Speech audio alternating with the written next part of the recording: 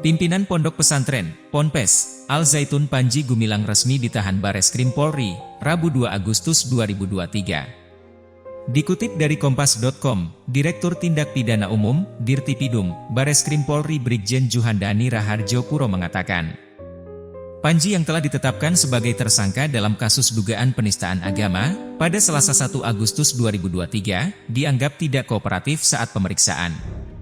Hal itu yang kemudian membuat penyidik memutuskan untuk menahannya di Rutan Bareskrim, Jakarta. Tidak kooperatif dalam pemeriksaan, kata Juhandani saat dikonfirmasi.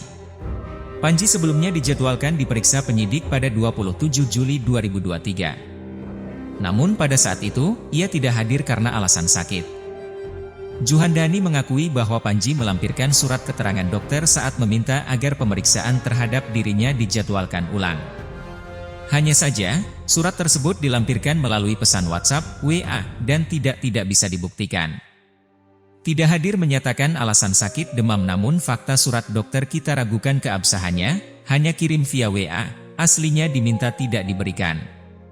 Alasan sakit, tapi memunculkan diri di publik dan keterangan penasehat hukum sakit tangan patah, jelasnya. Selain itu, ancaman hukuman pada pasal yang disangkakan kepada Panji yang lebih dari 5 tahun, juga turut menjadi dasar penyidik untuk menahannya. Di samping juga penyidik khawatir Panji menghilangkan barang bukti dan mengulangi perbuatannya. Rencana tindak lanjut penyidik mendalami kembali pemeriksaan tersangka dan melaksanakan upaya paksa lainnya guna menyelesaikan pemberkasan, imbuhnya. Diketahui, Panji ditahan di rumah tahanan, Rutan, Bareskrim Polri selama 20 hari ke depan sejak 2 Agustus hingga 21 Agustus 2023. Kasus ini bermula dari adanya kabar di media sosial terkait kontroversi ajaran menyimpang yang diduga terjadi di Ponpes Al-Zaitun. Setelahnya, sejumlah pihak melaporkan Panji selaku pimpinan Ponpes di Indramayu, Jawa Barat, ke Bareskrim. Total ada 3 laporan yang diterima Bareskrim terkait kasus Panji. Dalam perkara ini, Panji tak hanya dijerat pasal penistaan agama. Panji juga dikenakan pasal berlapis terkait ujaran kebencian dan pemberitaan bohong.